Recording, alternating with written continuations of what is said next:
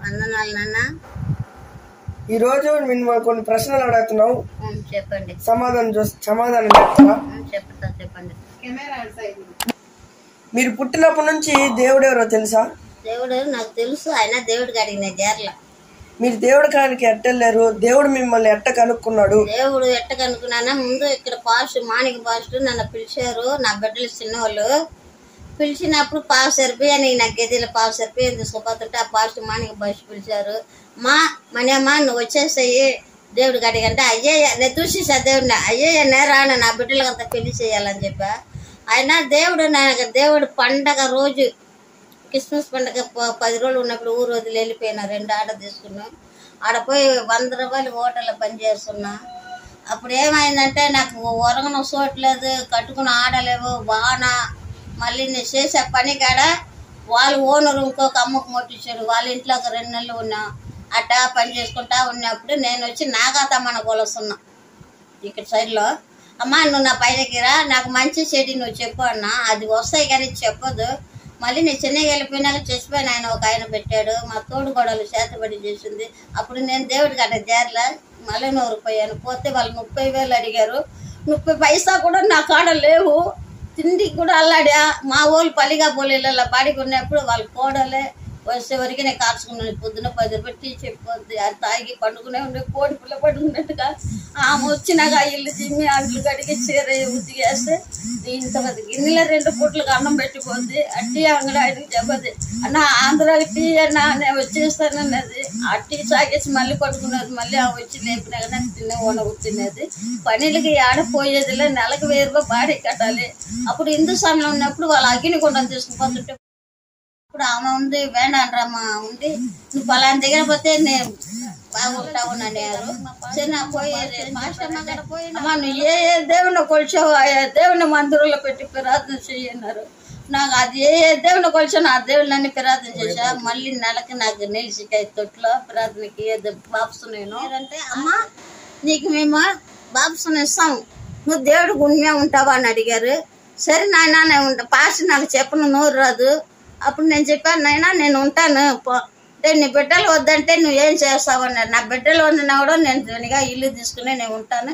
నేను ఏ ఊర్లో పోయి ఏ మట్టిలో పోతాను అంతవరకు నా ఉదయాలంచి దేవుని నేను చేయనని చెప్పా. సరే అదే ప్రకారమే ఉండాలా, మళ్ళీ నువ్వు పోయి మారేవానికి యథా ప్రకారం అయిపోతాను. అందుకని మా పాస్టమ్మ కూడా ఇక్కడ చెన్నైకి వచ్చినప్పుడు ఆంధ్రాకి వచ్చి పంపించా. అమ్మా నీ కొడుకు పంపకపోయినా కూడా నెలకు ఒకసారి ఎదిగిరా, లేనా అక్కడ ఏమన్నా మందిరం చిక్కితే అడిగి వెళ్ళిపోవని చెప్పారు. నీ ఇప్పుడు ఆ మందిరం ఇక్కడ కప్పటిపల్లి కిరణ్ కుమార్ పాస్టర్ మందిరం చిక్కింది, దాంట్లో పోతున్నాను. ఇప్పుడు 2 నెలల నుంచి నాకు కళ్ళు కనిపించదు. అందువల్ల నేను రోడ్డు దాన్ని పోలేక నేను దేవుడిని మానేసలు లేదు, వదులుకోలేదు. అయినా నా ఉదయంలో పెట్టుకుని నేను ఇంట్లోనే ప్రార్థన చేసేది. వాక్యం వెంట అదిలో వారకొరే నాకు ఒక పాట పాడుతుంది దేవుడి కిరప. ఈ రోజు వచ్చి నా ఇంటికాడ ఎవరైనా ఆకలినా నేను వండి ఆడ పెట్టి పూలు కట్టుకుంటున్నా. ఆకలి అంటే నేను ఏం వండుకుంటానో నేను ఏం తింటాను, గుడ్డు అయితే గుడ్డు, చేప అయితే చేప అది వేసి పెడతా. అయినా కత్తెర ఈ రోజు నాకు వనువు ఇచ్చాడు, తినేదానికి నాకు కిరపలేదు. ఆ రోజుల్లో అల్లాడా ఎవరైనా పెడతారా అన్ని చేపలు కూరని. ఈ రోజు చేపన చేప, గుడ్డున గుడ్డు, రొయ్యలున్న రొయ్యలు అన్నీ దేవుడు ఇచ్చాడు నా బిడ్డ కిరప. ఇప్పుడు తినేదానికి నాకు కిరపలేదు. కత్తెరకు సూత్రం మీకు వందనాలు. సరేనా? ఇప్పుడు దేవుడిని నమ్ముకున్నప్పుడు మీ జీవితం ఎలా ఉంది? దేవుడిని నమ్మిన తర్వాత ఈ రోజు నాకు ఒక బిడ్డగా ఉన్నా. ఎందుకంటావా నేను చేసేపరు అప్పుడు నాకు తెలవదు, అప్పుడు ఎట్టవాటి చేసుకుని ఉండేది. ఎప్పుడు దేవుడిని నమ్ముకున్నాను. నేను చెన్నైల నుంచి ఇక్కడికి వచ్చాను. నాకు దేవుడు పూల వ్యాపారం మీద పెడితే నువ్వు ఇంకొక ఇంట్లో బాడిగా ఉన్న వాళ్ళకి నేను ఏసాపాల సినిమా పెడితే నువ్వు ఒప్పుకోదు, ఇల్లు గాలి చేసేసింది. అప్పటి నుంచి వేరే ముందు పాత ఇంట్లోకి వచ్చా. అప్పుడు నుంచి నేను మా కొడుకుకి నాకు తగ్గు వచ్చాను. నేను పూల అందరూ మూర 10 రూపాయలు అమ్ముకుంటున్నారు. నేను అప్పట్లో 5 రూపాయలు అమ్ముకుంటున్నా. దేవుడిని నమ్మిన తర్వాత ఊరికి వచ్చినాక మూర 10 రూపాయలు తర్వాత మా కొడుకుకి నాకు తగ్గు వచ్చేది. మందిరానికి పోయేదానికి కూడా నా కొడుకు పంపిడు వెనక పక్క పని వెళ్ళిపోయేది. చెప్పులు లేవు, తెల్లచీర లేవు, కళాచీర కట్టిన మందిరానికి వెనక పక్క వెళ్ళిపోయేది.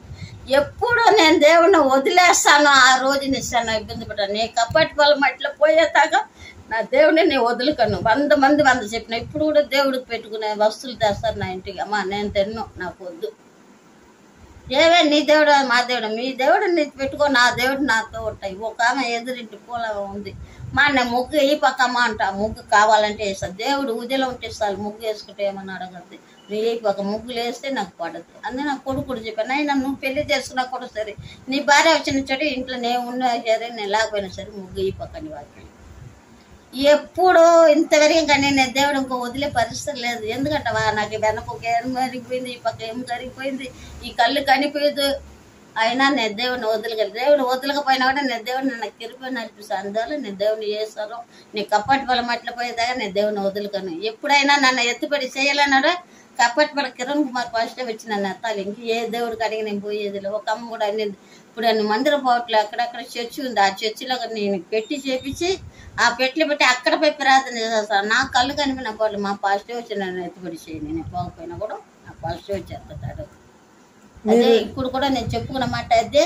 నేను ఉన్న రోజులు అదే, నేను నడిపించే రోజులకి అంతే. నేను దేవుడిని మటుకు ఇంకా మార్చేది ఉండదు. నేను మారవను. మీరు ప్రతిరోజు ప్రార్థన చేసుకుంటారు దేవుడు? నేను ఇంటికాడ ఏసప్ప పూట ఉంది నాకు, అందుకు వంట రూమ్లో పెట్టుకొని నేను చేపించుకుంటా. ఉదయం లేచినాక చేపిస్తాను 2 ముక్కలు నాకు తెలిసి చెప్తా. మళ్ళీ మొగం కనుగొని కాపీ చేసి నా పని చూసి మళ్ళీ నేను టిఫిన్ చేసినప్పుడు ఒకసారి ప్రార్థన చేస్తాను. మళ్ళీ మా కొడుకు బైక్ ఎత్తుకుని పనికి పోయినప్పుడు కూడా నేను ఎదుర్కోను. నా బిడ్డ గురించి నాయన, నా బిడ్డ బయటికి పోయి అందరు బిడ్డలు బయటికి పోతున్నారు బాగుంటుంది, అందరూ ఒక్కొక్క బిడ్డ నేను ఆశీర్వదించిన నాయన అనేది. మళ్ళీ రాత్రి పండుకున్నప్పుడు కూడా అదే చెప్పి నేను పండుకునేది. పండుకున్నప్పుడు సెలవు వేసుకొని పండుకుంటాను. నా కాడ ఏది రాదు, ఏది పోదు, నా ఇంట్లో ఏది రాదు. ఇప్పుడు భాగ్యం చెప్పాడు కదా దేవుడు, నీకు ఏది అనగదన్నా. నేనే ఒక 2 ఏళ్ళ కింద నాకు బైక్ ఈడ గుద్దేసింది, అప్పుడే నేను మర్చిపోవాలన్నా. అయితే నా దేవుడు నన్ను కాపాడాడు. అదే కరుణాలు కూడా అందరూ ఈ మంచి పూలు ఎత్తుని వెళ్ళిపోతుంది, మంచి కరుణ వచ్చి వెళ్ళిపోతే ఏం చేయాలన్నా. నేను చెప్పా, నాకు కరుణ వచ్చిందా, నేను ఆ పూల అంగడి గడించి అట్టే హాస్పిటల్కి వెళ్ళిపోతా, ఎదిగిరాను, నా దేవుడు నన్ను కాపాడుతాడు అని చెప్పా. అంతవరకే కరుణాలు కూడా మన 4 బిడ్డలకి ఏది జరగల. అదే నా బిడ్డ కూడా 2వ బిడ్డకు వాళ్ళు ఇల్లు వదిలి వెళ్ళిపోయి వాళ్ళు ఎక్కడ పాస్టర్ వాళ్ళు కాడ చదువుకుని అప్పుడు నేను దేవుడికి ప్రార్థన చేసేది. నాయన నా బిడ్డ ఎక్కడ ఉన్నాడో నాకు తెలియదు, నువ్వు తీసుకొచ్చి వదిలిపెట్టుతా అయినా అంటే కొమ్మగా తీసుకొచ్చి నా బిడ్డని నిలబెట్టాడు. అంటే నా బిడ్డకి పని లేదు, మాకు పాస్టర్ గారు పోయి అన్న నా బిడ్డకి పని లేదు, నా పని పెట్టు నన్ను అడిగాను. ప్రార్థన చేస్తూ కొమ్మ పెట్టినాడు. అప్పుడు ఒక వారంలో మా బిడ్డకి పని వచ్చింది. ఇప్పుడు నా బిడ్డ కూడా అదే చెప్తాను. నేను ఉన్న రోజులు నేను మర్చిపోయినా కూడా నా మందిరానికి 500 సంవత్సరానికి చేస్తా కేకు ఇచ్చేయని చెప్పి ఉన్నా. కర్తరు సోదర మీకు వందనాలు.